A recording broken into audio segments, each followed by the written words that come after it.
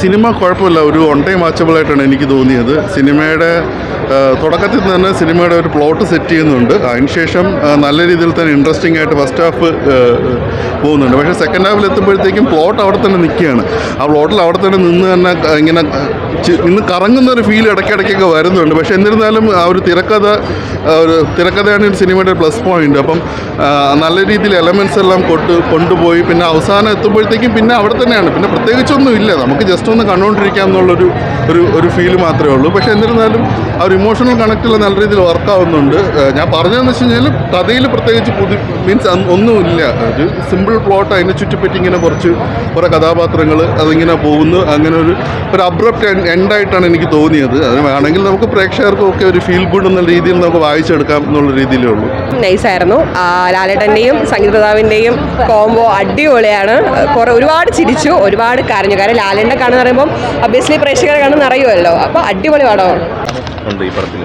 ഒരു സത്യനന്ദിക്കാട് മോഹൻലാൽ പടത്തിന് എന്ത് പ്രതീക്ഷിക്കുന്നോ അതെല്ലാം ഉള്ളൊരു കിടിലം പടം, പക്ക ഫാമിലി പടം. മോഹൻലാൽ സത്യനന്ദിക്കാട് കോമ്പോരെ അടുത്ത ഹിറ്റ് എന്ന് വേണമെങ്കിൽ പറയാം. അങ്ങനത്തെ ടൈപ്പ് ഹൃദയപൂർവ്വം നല്ല ഹൃദയത്തിൽ തൊടുന്ന ഒരു ഉഗ്രൻ ഫാമിലി എൻ്റർടൈനർ ഫീൽ ഗുഡ് മൂവിയാണ് ഹൃദയപൂർവ്വം. നന്നായിട്ട് ചെയ്തിട്ടുണ്ട്. മോഹൻലാലിനെ കുറിച്ച് പ്രത്യേകിച്ച് പറയുന്നതല്ല, നമ്മുടെ ലാലേട്ടൻ അദ്ദേഹം തുടർന്ന ശേഷം വീണ്ടും ഒരു 200-300 കോടി ക്ലബിൽ ശരിക്കും പറഞ്ഞിട്ടുണ്ടെങ്കിൽ മലയാളത്തിൽ നിന്ന് അന്യം നിന്ന് പോകുന്നൊരു സാധനമുണ്ട്. 100 ദിവസം ഓടുക, 200 ദിവസം ഓടുക. ശരിക്കും പറഞ്ഞിട്ടുണ്ടെങ്കിൽ ഈ ഓണക്കാലം ഇവർ OTT ഇതൊക്കെ പോയില്ലെങ്കിൽ വീണ്ടും ഒരു 100 ദിവസത്തിൻ്റെ ഒരു വസന്തം തിയേറ്ററിലേക്ക് കൊണ്ടുവരാൻ സാധ്യതയുള്ള ഫാമിലി കൊച്ചു കുട്ടികളെയും എല്ലാവർക്കും ഇഷ്ടപ്പെടുന്ന അത്യുഗ്രൻ സിനിമ തീർച്ചയായിട്ടും. കാരണം എന്ന് പറഞ്ഞാൽ ഞാൻ അന്നും പറഞ്ഞിരുന്നത് നമ്മൾ മോഹൻലാലിൻ്റെ ഒരു ഫാനാണ്.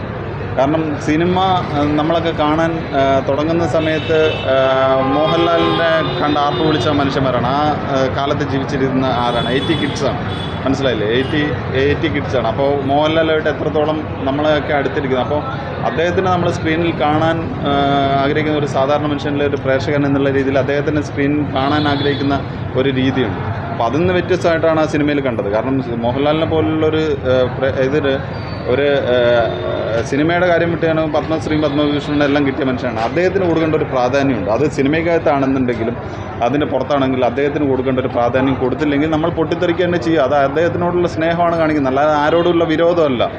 അങ്ങനെ വിചാരിക്കുകയും ചെയ്യരുത്. ആരോടുള്ള വിരോധമല്ല, അദ്ദേഹത്തിനോടുള്ള സ്നേഹമാണ്. അദ്ദേഹത്തിനോടുള്ള സ്നേഹം ചിലപ്പോൾ ദേഷ്യമായിട്ട് വരും, ചിലപ്പോൾ ഈ പറഞ്ഞതുപോലെ കണ്ണീരായിട്ട് വരും.